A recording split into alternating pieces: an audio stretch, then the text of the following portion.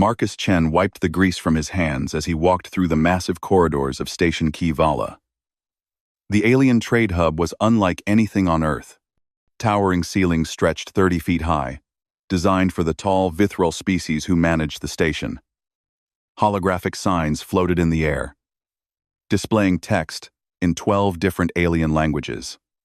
Shops sold strange foods that glowed in colors Marcus had no names for.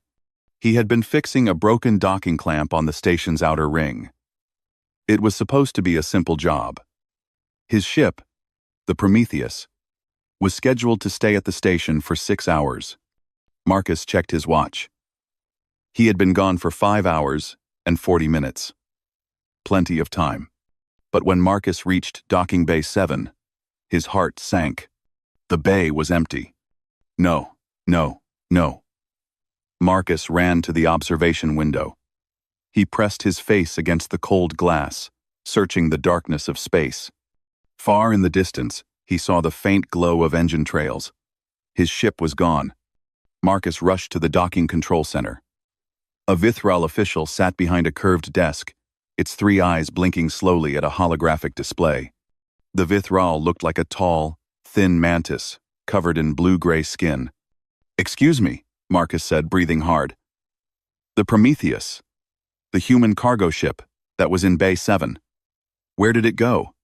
The Vithral's eyes focused on Marcus with obvious boredom. "Departed. 43 minutes ago," said. But we had 6 hours. I was supposed to be on that ship." The alien tapped its long fingers on the desk, pulling up a record. The captain filed for early departure. Scheduling conflict. The request was approved. They left without me? Marcus felt panic rising in his chest. Didn't they do a crew check? Didn't anyone notice I was missing? The Vithral made a sound like clicking stones. Marcus had learned this meant indifference. That is a matter for your vessel's captain. Not station business. When is the next human ship coming through? More clicking sounds. The Vithral studied its screen. Next scheduled human vessel. 47 cycles from now. Marcus tried to do the math in his head. A cycle was about 5 Earth days. Correct. I can't stay here for 8 months. I don't have that kind of money. I need to contact my ship, or Earth, or... Communication rates are posted, the Vithral interrupted, gesturing to a holographic display. The prices made Marcus's stomach drop. A single message to Earth would cost more than he made in a month. What am I supposed to do? Marcus asked, hearing the desperation in his own voice. The Vithral's 3 eyes blinked in sequence. You require temporary housing. I will assign you to available quarters. Its fingers danced across the controls. You are designated sub-level housing. Section C. 9. Sub-level? What's that? Lower maintenance sectors. You will find the accommodations. Marcus dragged his small tool bag through the station's lower levels. The deeper he went, the more the station changed. The bright, clean corridors of the upper levels gave way to dimmer passages. The walls showed signs of rust and neglect. Lights flickered. The air smelled stale. He found Section C9 at the end of a long, forgotten hallway. The door to his assigned quarters barely opened, grinding on broken tracks. Inside was a small room, maybe 10 feet by 12 feet. A sleeping platform jutted from one wall. A small sanitation unit sat in the corner, making concerning gurgling sounds. The walls were stained with moisture. Marcus sat on the sleeping platform and put his head in his hands. He was an engineer, not an adventurer. He fixed things. He was good at his job, reliable, quiet. And now he was stranded on an alien station with barely any money, no way to contact home, and 8 months until rescue. A sharp hissing sound made him jump. Steam sprayed from a pipe in the ceiling. Marcus looked up and saw water dripping down the walls. The whole room smelled like mildew and something else. Something alien and unpleasant. He heard voices outside his door. Carefully, Marcus stepped into the hallway. Other doors lined the corridor, and he realized this whole section was housing. Other beings lived here too. He saw a small, furry alien with 4 arms carrying a container of water. A tall, thin creature with translucent skin shuffled past, not making eye contact. These were the forgotten ones, Marcus realized. The poor, the stranded, the ones the consortium didn't care about. A loud bang echoed through the corridor. Somewhere below, pipes screamed. The lights flickered and went out for 3 seconds before buzzing back to life. An alien with rocky gray skin emerged from a nearby door. It looked at Marcus with what might have been pity. "You are new," it said in rough but understandable English. "Welcome to the Forgotten Levels." "What was that sound?" Marcus asked. "The water recycler. It is dying, has been dying for 3 years, when it finally breaks." The alien made a gesture Marcus didn't understand. "We will have no clean water. Station officials say they will fix it. They always say this. They never come." The alien shuffled away, leaving Marcus alone in the flickering hallway. Marcus looked down at his tool bag. Then he looked at the dripping walls, the broken lights, the failing systems all around him. 8 months was a long time to live in squalor. But Marcus Chen was an engineer. Marcus woke up on his 3rd day in the sublevels with a decision made. He could sit in his tiny room, feeling sorry for himself for 8 months, or he could do something useful. The choice was obvious. He grabbed his tool bag and started exploring. The sublevel corridors stretched for miles, filled with broken equipment and failing systems. Every few hundred feet, Marcus found something that needed repair. Flickering lights, leaking pipes, doors that wouldn't open properly. The consortium had abandoned this entire section. On level C14, Marcus discovered something that made his engineer's heart race with excitement. A massive scrapyard. The room was enormous, filled wall to wall with discarded alien technology. Broken machines, old computer systems, damaged tools, and devices Marcus couldn't even name. Everything was covered in dust. It looked like the consortium had been dumping old equipment here for decades. "This is treasure," Marcus whispered to himself. He picked up a small device with crystalline circuits. Broken, but the power cell still worked. Next to it sat a Vithral computing unit with a cracked screen, but functional processing core. Over in the corner, he found coils of conductive wire made from some kind of alien metal. Marcus started sorting. He made piles based on what he recognized. Power sources here. Computing components there. Mechanical parts in another pile. The aliens saw garbage. Marcus saw possibilities. That afternoon, he carried an armload of parts back to his quarters. His rocky-skinned neighbor, whose name was Krev, watched from his doorway. "What are you doing, human?" Krev asked. "Going to fix the water recycler," Marcus said simply. Krev made a sound like grinding stones. Laughter, Marcus had learned. The recycler is Tholian technology. Very old, very complicated. The station engineers said it cannot be repaired without new parts. New parts cost more than this entire section is worth. "Then I'll fix it without new parts," Marcus said. Over the next week, Marcus worked. He studied the water recycler, taking notes on its systems.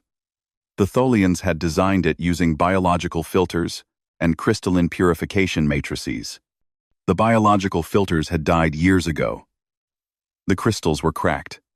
By consortium standards, it was hopeless. But Marcus wasn't consortium. He took the power cells from 6 different broken devices and wired them together, creating a stable power source. He found an old air filtration unit that used similar biological principles and carefully transplanted its living filters into the water system. For the crystals, he spent 2 days grinding down salvaged crystal displays into powder, then reforming them using heat from a broken welding tool. The aliens in the sublevel began gathering to watch. The furry, four-armed alien, named Pip, brought Marcus food while he worked. Others offered help, though most didn't understand what he was doing. "You are connecting parts from different species technology," Krev observed. "This should not work. The systems are incompatible." Marcus grinned, not looking up from his work. That's what makes it fun. He used wire and metal strips to create custom connectors. When the biological filters needed specific nutrients, he experimented with different combinations until he found a mixture that worked. When the power fluctuated, he built a regulator using components from 4 different sources. On the 8th day, Marcus pressed the activation switch. The recycler hummed. Water began flowing through its systems.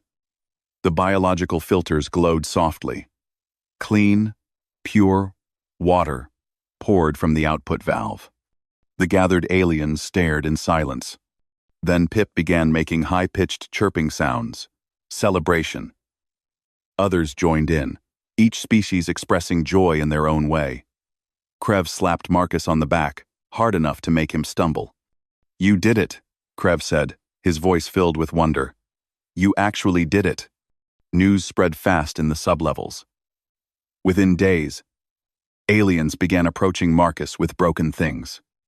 A Kixlar mother brought a medical device that kept her daughter's breathing steady at night. It was 15 years old and had no replacement parts anywhere in consortium space. "Please," she begged. "The doctors say nothing can be done." Marcus examined it. The main processor was fried, but the sensors and pumps still worked. He found a processor from a completely different device, rewrote its basic functions using a borrowed computer, and integrated it into the medical unit. It took 3 days, but when he handed it back, it worked perfectly. The mother cried. She pressed a small bag into Marcus's hands. Inside was food, credits, and a beautiful blue stone. "Thank you," she whispered. More came after that. Marcus fixed a food synthesizer that had been stuck making one terrible-tasting protein block for 2 years. He repaired a child's toy that no one else would even look at. He rebuilt communication devices, heating units, and lighting systems. His small quarters became a workshop. Tools and parts covered every surface. Aliens lined up outside his door each morning, broken things in their hands and hope in their eyes. Pip helped Marcus set up a proper sign outside his door. It read in multiple languages, "Marcus's workshop. If it's broken, we can try." The word "try" was important to Marcus. He couldn't fix everything, but he could always try. Krev became his assistant, learning human repair techniques. "You think differently than consortium engineers," Krev said one day. "They see a broken Tholian device and think, we need Tholian parts. You see a broken device and think, what can I use to make it work?"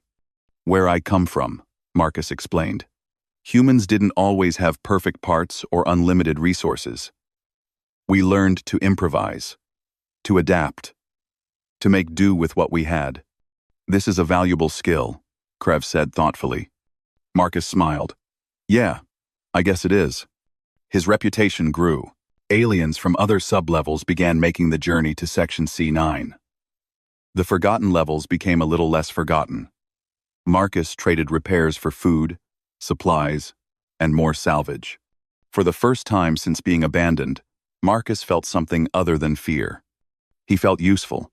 He felt needed. He felt like maybe, just maybe, being stranded here was the best thing that could have happened.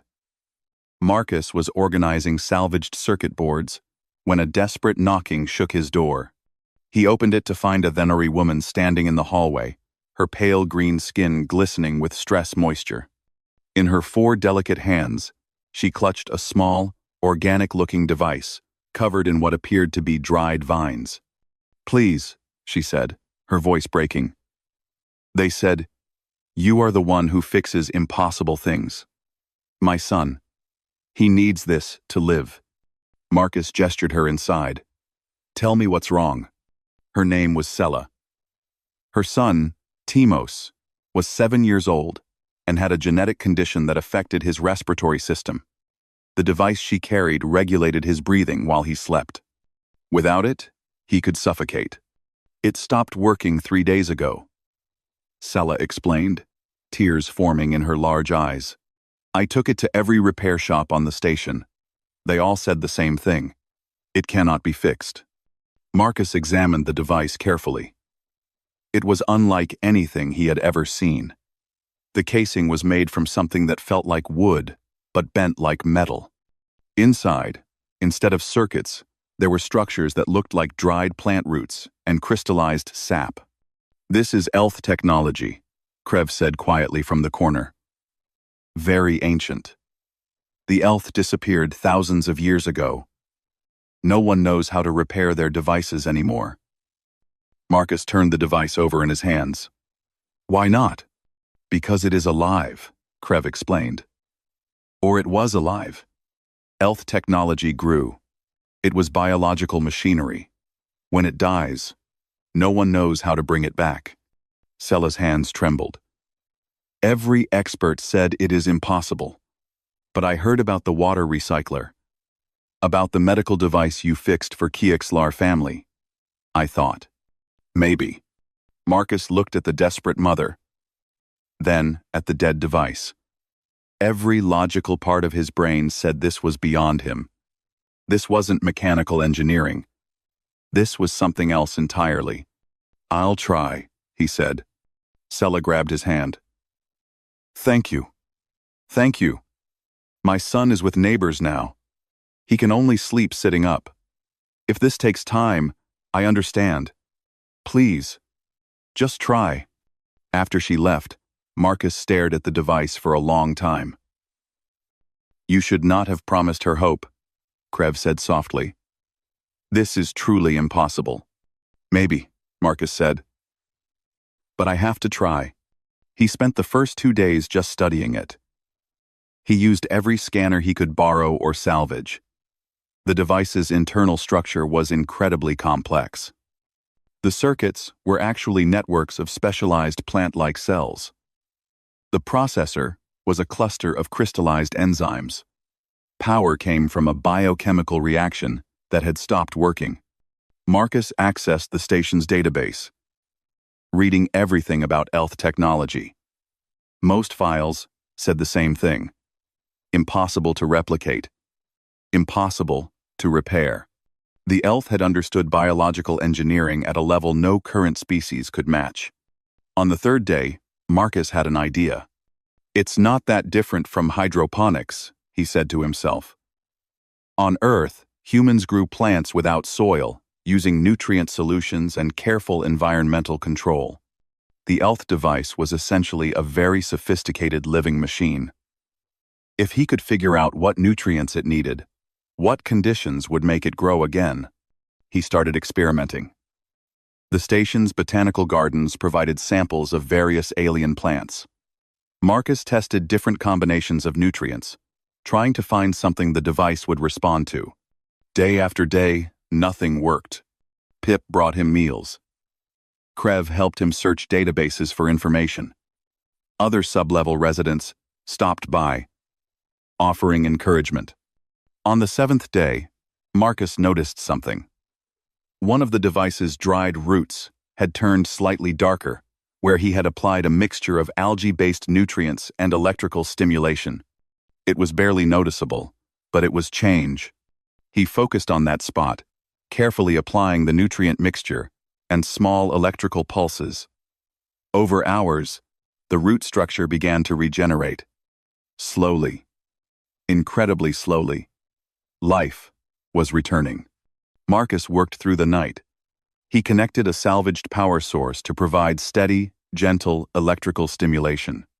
He created a growth medium using station algae, synthesized proteins from food waste, and mineral compounds from salvaged electronics.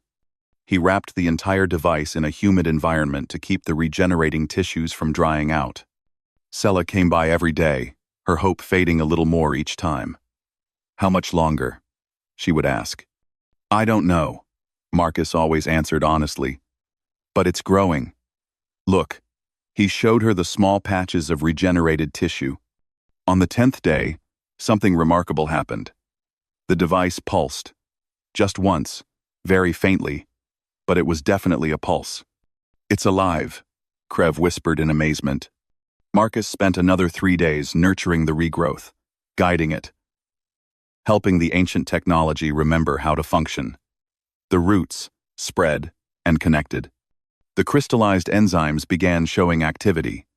The biochemical power source slowly, carefully, restarted. On the 13th day, Marcus activated the device. It hummed softly, just like it was supposed to. The breathing regulator was working again. Sella collapsed when Marcus brought it to her. She held the device against her chest and sobbed. Word of the miracle repair spread beyond the sublevels. Within days, a consortium official arrived at Marcus's workshop. His name was Kelthu, a tall Vithral with silver markings that indicated high rank. He wore expensive robes and carried a holographic datapad. "You are the human engineer," Kelthu said. It was not a question. "That's me," Marcus replied, wiping grease from his hands. "I have come to inspect your activities." Kelthu's 3 eyes scanned the workshop with obvious disapproval. "You have been modifying technology without proper authorization. This violates consortium regulations." Krev stepped forward. "He has been helping people, fixing things. Your engineers abandoned."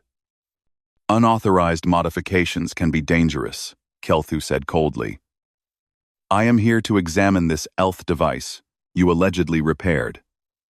Marcus showed him the breathing regulator. Kelthu studied it for a long time, his eyes moving rapidly as he scanned every detail. His expression shifted from skepticism to confusion to something that looked like anger. This should not be possible," Kelthu muttered. "Our best specialists said ELF biotechnology cannot be regenerated." "I found a way," Marcus said simply. Kelthu's eyes fixed on Marcus. "You are making our experts look incompetent. This is problematic." "I'm just trying to help people. Nevertheless, I am filing a report. Your workshop will be shut down for unauthorized technology modification." Before he reached the door, Krev blocked his path. Then Pip appeared. Then Sella. Then dozens of other sub-level residents, filling the corridor. "You will not close his workshop," Krev said firmly. "Marcus helps us. You help no one. Move aside or face consequences," Kelthu threatened. The crowd did not move. They stood silently, united. After a tense moment, Kelthu pushed through them and left. The next day, station security posted a notice on Marcus's door. The workshop was officially closed, pending investigation. But the sub-level residents had their own response. They quietly stopped maintaining the critical systems they were responsible for. Waste processing slowed. Cargo handling delayed. Small but important tasks went undone. The upper levels noticed. Station Commander Thelnax, a dignified Vithral with golden markings, called for a meeting to resolve the situation. But before anything could be decided, disaster struck. The lights across the entire station went out. Emergency power kicked in after 10 seconds, bathing everything in dim red light. Alarms screamed. Holographic displays flickered with critical warnings. "Main power grid failure," a technician announced. "Cascade failure in the distribution network. The reactor is stable, but power cannot reach most of the station." Commander Thelnax's eyes widened. "How long to repair?" The chief engineer, a methodical being named Sorvan, studied the data. "We need replacement components. They must be shipped from the nearest manufacturing hub. Minimum 3 weeks. We only have backup power for 72 hours. Thelnax said, voice tight with stress. "After that, life support fails. We will need to evacuate thousands of beings." The command center fell silent. "There might be another option," a quiet voice said. Everyone turned. Marcus stood in the doorway, still wearing his grease-stained work clothes. "How did you get in here?" Kelthu demanded. "I know a way to fix the power grid," Marcus said, ignoring the question. "But I need full access to the station's systems." "Impossible," Sorvan said. "The distribution network is automated. It uses advanced consortium protocols. The cascade failure has locked everything. We cannot manually override it." Marcus stepped closer to the holographic display showing the power grid. "You can't override it because you're thinking like consortium engineers. You're trying to work within the automated system. But what if we bypass it entirely? Bypass the entire distribution network?" Sorvan looked horrified. "That would require manual routing of power to every section of the station. It would be primitive, dangerous, inefficient. But possible?" Marcus pressed. Thelnack studied Marcus carefully. "You believe you can do this?" "I believe I can try. I've studied the station's layout. There are old subsystems from when Kivala was first built, before everything was automated. They're still there, just not connected anymore. If we use those as a backbone and create manual routing controls, we can distribute power." "This is insane," Kelthu said. "We cannot trust our station to primitive manual systems." "You're running out of time," Marcus said quietly. "In 70 hours, you'll need to evacuate. People will die. I'm offering you a chance." The command center was silent for a long moment. Finally, Thelnack spoke. "Do it. Give him full access." "Commander." "This is..." Kelthu began. "We are out of options," Thelnax interrupted. "Either he succeeds, or we evacuate.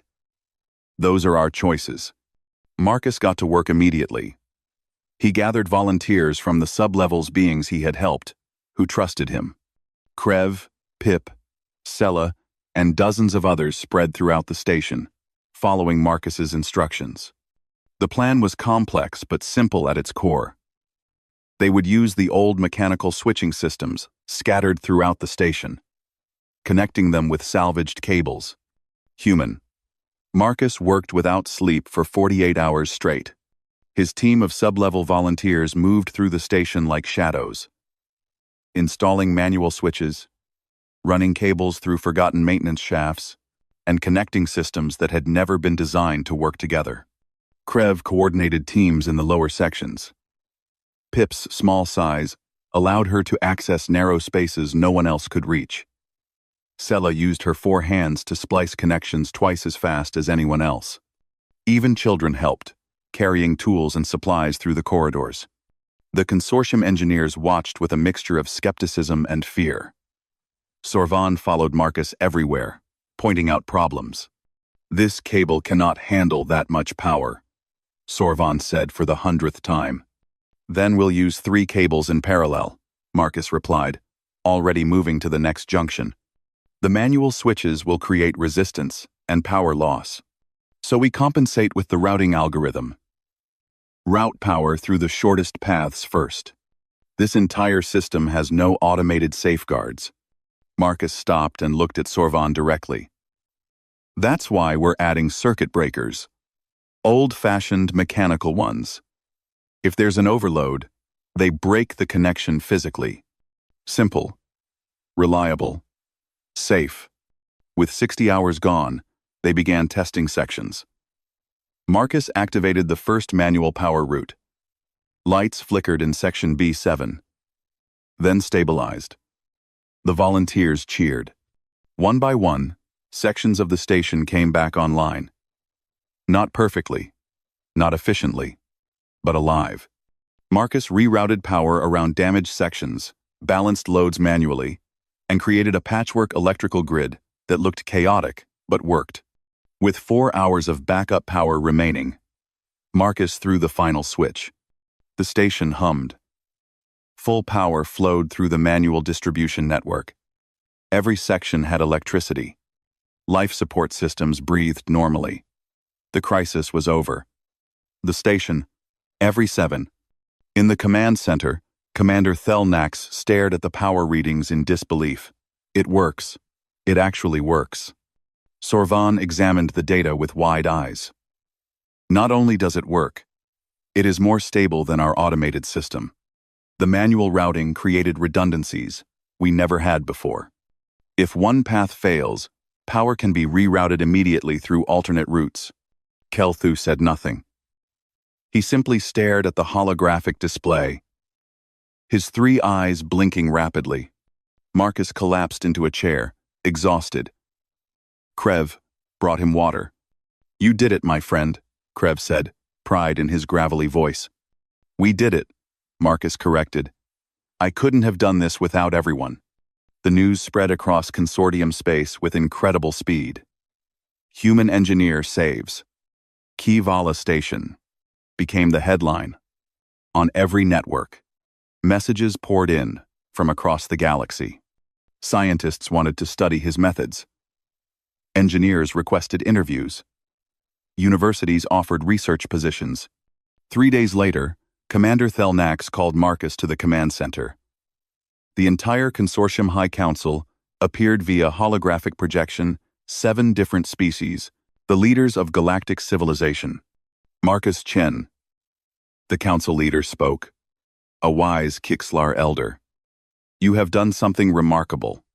You have shown us a weakness in our own systems. We have become too dependent on automation, too specialized in our thinking.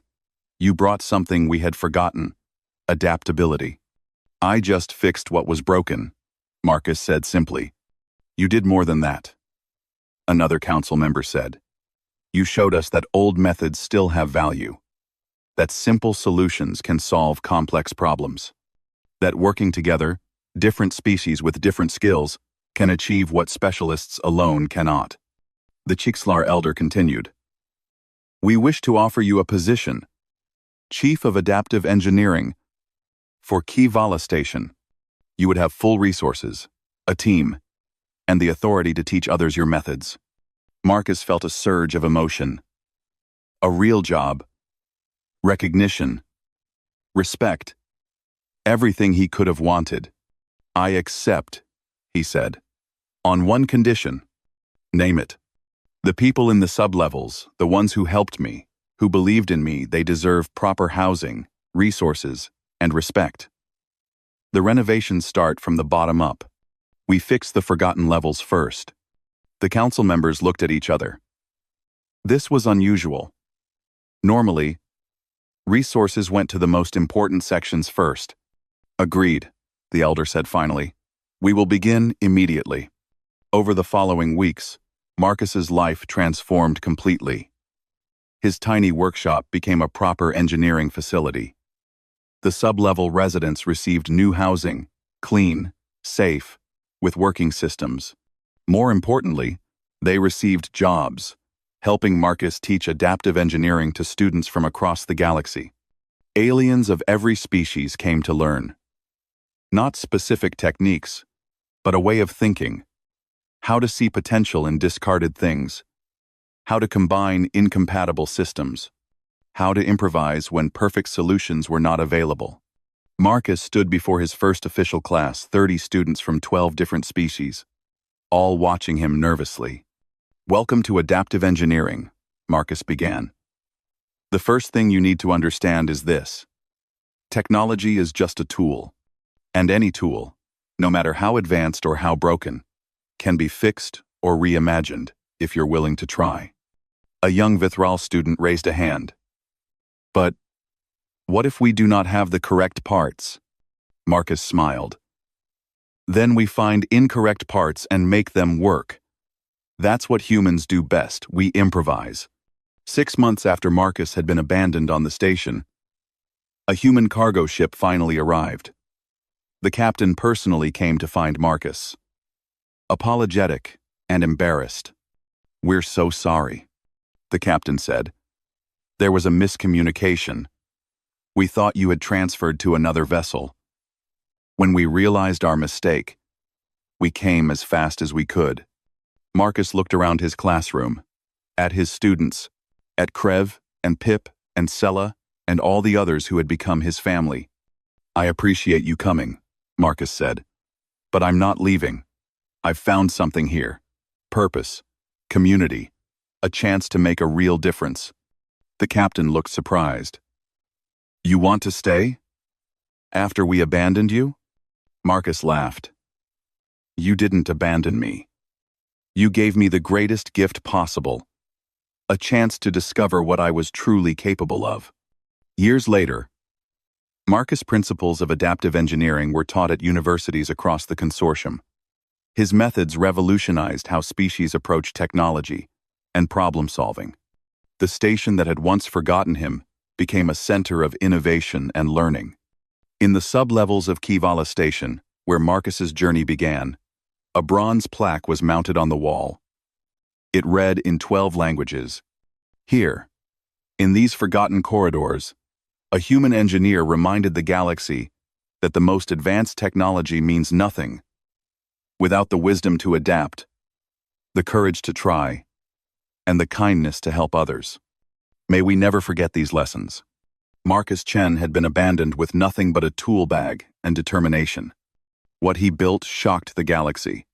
But more importantly, what he built gave hope to the hopeless, purpose to the forgotten, and proved that sometimes being left behind is exactly where you need to be to move forward.